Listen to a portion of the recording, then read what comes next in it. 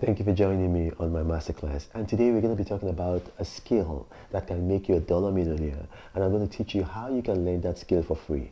A skill that can make you a dollar millionaire. And I'm going to teach you how you can learn that skill for free. And it's very, very important because, especially in the Western, in the third world, a lot of people, they rely on paper qualification, certificates, and they think that you have an entitlement mentality that once you have that a certificate, it guarantees you success. And that's not often the case, and there is a crisis of expectation for people when this doesn't happen. They begin to blame governments, they begin to blame society, they begin to blame their parents. And so I'm going to teach you how to acquire a skill that will make you basically employable anywhere in the world, and even at that, that can help you to employ yourself. It's very, very important. And then, like I always tell you, when you watch my videos and you have questions, put them in the comment section. My staff and I were very good at answering questions, or you send me an email. And like I tell you, even right now, I'm going to be looking at comments. I'm going to be looking at comments. It helps me. It gives me feedback. So always answer, always ask questions. If you need clarification. And you see, like right now, I'm reading your comments. Anyway, so going back to the point, you see, wisdom is very, very necessary in life. Wisdom is very, very, very necessary in life, and wisdom can profit you millions of dollars. You have to understand, the scripture says that wisdom is profitable. Wisdom is profitable. Wisdom is not unprofitable. It is profitable. You see, for instance, you take the wise men who came to visit Christ when he was born. They were not poor. They were not poor. You see, they gave him extremely valuable gifts. They gave him gifts of gold, frankincense, and myrrh. When you hear that, gold, frankincense, and myrrh, the tendency is to think that gold was the most expensive gift. But back in those days, frankincense was actually the most expensive gift. It was very, very, very expensive. So you see, you can't be wise and poor. You see, that's not wisdom. That is what they call sense. Cleverness. Wisdom is always profitable. And we see that in Ecclesiastes chapter 10, verse 10. So there's no such thing as a poor wise man. No such thing as a poor wise man.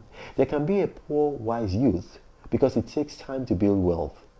But a wise man's wisdom, it propels him to wealth in his adulthood. I'll give you an example. The first fruit of Solomon's wisdom was fear of God.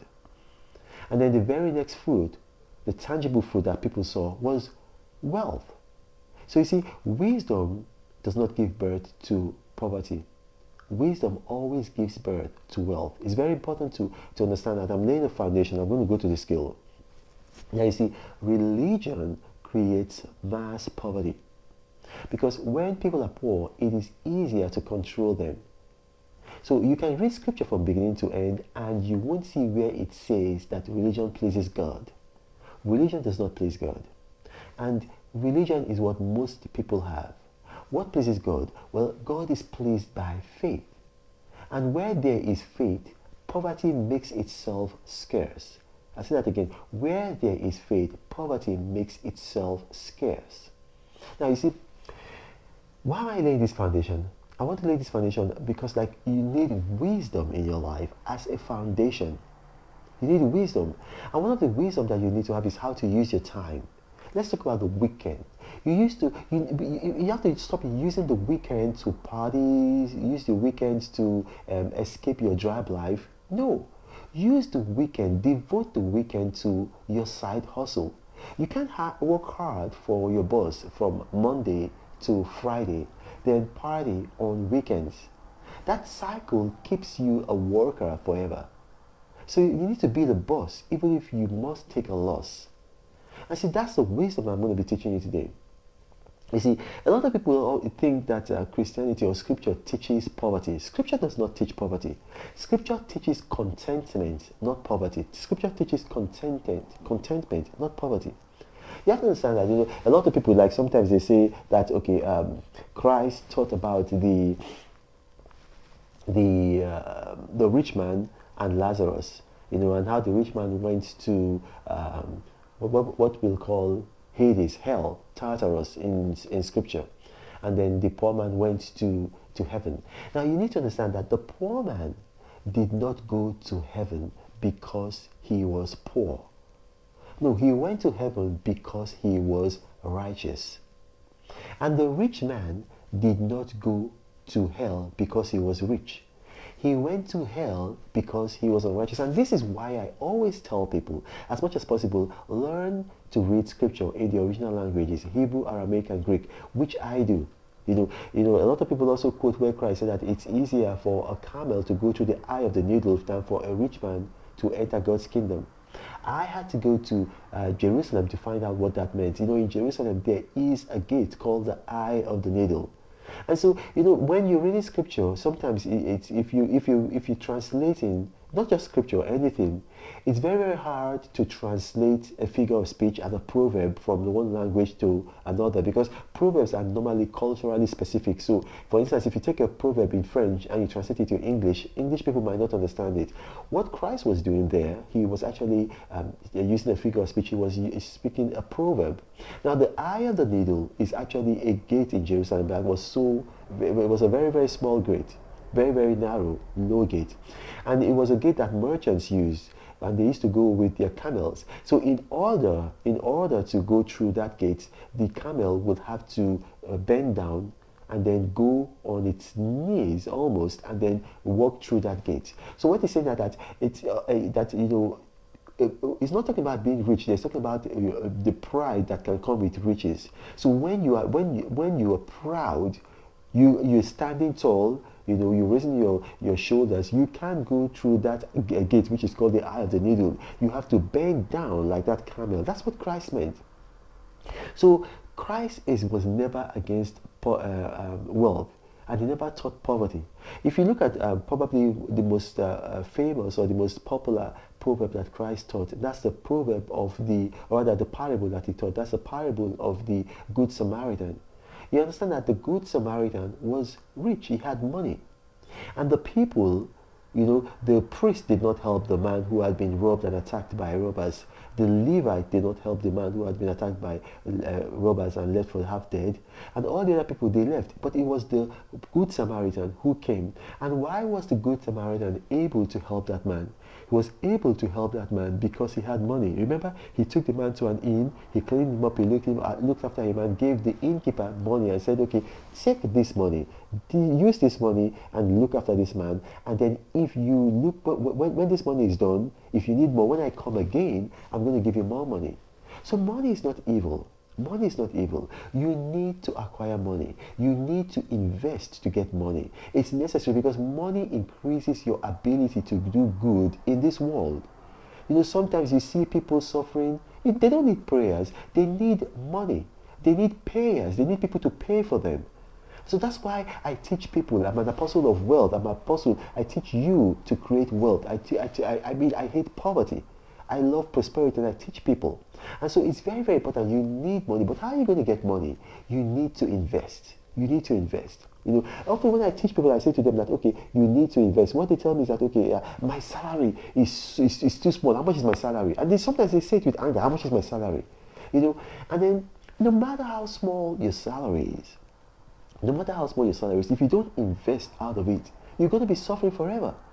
And then a lot of people, they think that, okay, their education, like, okay, well, I'm educated, and I don't have a job, and, they begin to blame the government. You have to understand, it's not the government's responsibility to get you a job. You have to understand that there's a social contract between you and the government. The government's job is to guarantee your life and your security, and to enable you pursue your happiness, what they call the pursuit of happiness. It's even in the US Constitution. The government's job is not to give you a job.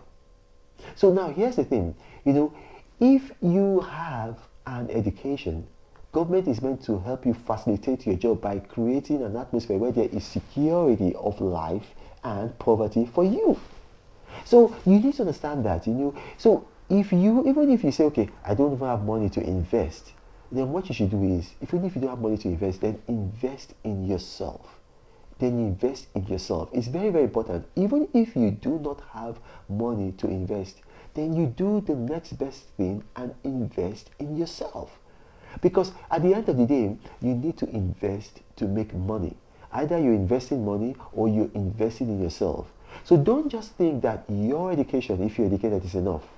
You need more self-investment. At any point in time, you need self-investment. So you should, at any point in time, be making investments in money, and then you need to also make investments in yourself.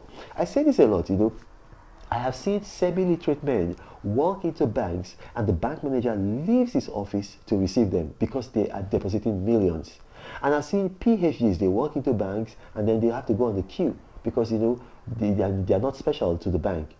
You see, because they are not depositing a lot of money. So it's important, you get a degree, you get a paper certificate, it is good, but you have to know that your certificate only cures illiteracy. It doesn't cure poverty. It is only your skills. It is only your skills and how you use them that will cure your poverty. I'll say that again. It's only your skills and how you use them that will cure your poverty. I'm telling you, because the first job I had was in the bank, 6 months before I now went into media and political media.